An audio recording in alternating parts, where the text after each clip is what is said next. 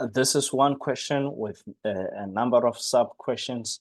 Once again, we have a sequence expressed in terms of variables. If I should clarify this, it is t plus 1, and this here is 1 minus t. This here is 1 minus 5t. So this is a sequence, again, we are told it's geometric, okay? So we're gonna think, all right, if it's geometric, then Tn is a times r to the n minus 1, and we know that the ratio is T2 over T1, which must be the same as T3 over T2. We also know that A is actually T1, right? We need to get into the habit of putting this down because it does get to help you with the questions. Question A, we must find the numerical value of t where t is different from 0. So from the solutions that we're going to get, we're going to take anything that is not 0, okay? That is the implication there. And look at that explicit word, numerical. So you can't get t in terms of a letter, a variable, okay? It must be a value. It can be a fraction, by the way. Fractions are also numbers. They are also numerical. So accept anything that is a number. You must get to something that is a number. You cannot leave this thing unsolved and it is something else that is not a number, okay? So remember, the following instructions is part of assessment. All right, so we know now, and I do hope rather, that you know why I use brackets. So we're gonna go now 1 minus 5t, of course. This is all over 1 minus t. Okay, again, we know cross multiplication. Okay, and then I will have, once again, on the left-hand side, t plus 1 being multiplied by 1 minus 5t, or you could have 1 minus 5t times t plus 1. You don't all have to follow the exact order that I'm following here. That's the nice thing about multiplication. It is commutative. A plus b is the same as b plus a. All right, cool. Then the next thing is to do the normal foiling, and you need to be extremely careful on this one because we usually have a t here and we get a t squared in the first term. But that's not the case. Here you're gonna get t, then you get minus 5t squared, then you get a plus 1 and a minus 5t. Very sneaky. And this one you get 1 minus t minus another t, so that will be minus 2t, and then t squared. As I said, if you need to FOIL completely, please do it. And then the next thing is a quadratic. We do see the squares, so we want to leave the right-hand side as 0 and have everything on the left-hand side. Okay, just take note that this thing here is going to give me a minus 4t. So again, I'm doing a lot of steps in my mind because I do this many times, but as someone who is starting, please write out things step by step. Okay, so I'm gonna have on the left hand side a negative 6t squared.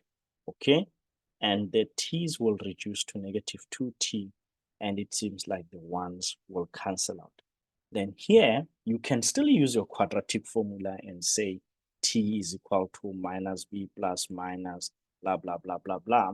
But I mean, this is 2 terms. We should all be able to factorize binomial. So I'm going to take out 2t as my highest common factor here. And I will have then minus, I think, a 3t here. And I will have a minus again here. I think minus 1, and then this is equal to 0. So what happens then, I will say 2t is 0, or minus 3t minus 1 is 0. Divide by 2 both sides here, t is 0, or take 1 to the other side, then t is negative 1 over 3. Remember, you're going to take t different from 0, so again, this is not applicable, so we take t equals to negative 1 over 3 as the only answer. Okay. As I said, you can't say it's not a solution because it is truly a solution to the quadratic equation that we had here. Now, we get to the second question that says, determine the sequence. All this is asking is that we substitute the value of t in there. So when we substitute, you should get the following. We should get 2 over 3, 4 over 3, 8 over 3. You're substituting the value of t there. Now, how do you find the 10th term? Now this is where the fundamentals come in. Remember, Tn is a times r to the n minus 1. So you got to get there. We know a is T1, so we have a. Now r, we just have to divide. And if you divide here, you will notice that r is equal to 2. But let's write this thoroughly step by step so that you see how you've got to do this. We are done with the sequence. So term number 10, we must first find the general term.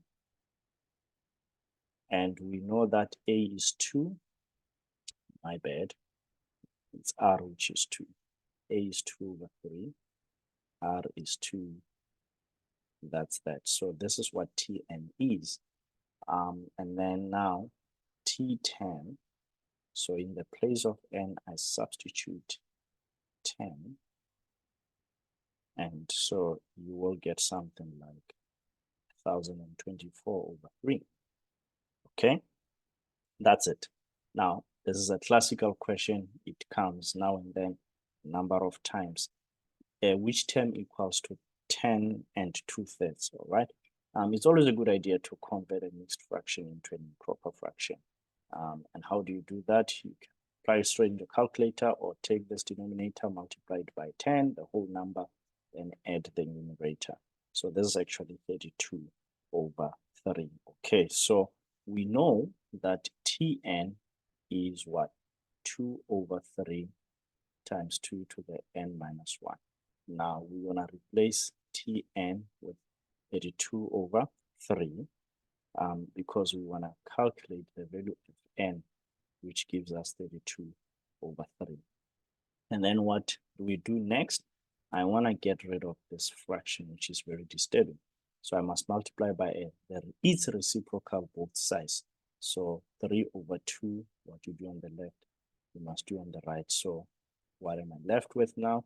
I'm left with 2 to the n minus 1, and that does that. Or you can plug in your calculator again, those ones 16 times. So you get that, but we know 16 can be written as 2 to the 4, shift fact on your calculator.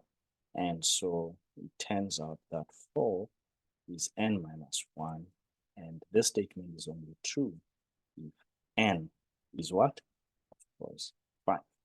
All right, that's about it. I hope this has given you more strength, confidence, courage to tackle more questions such as this. Thank you for tuning in.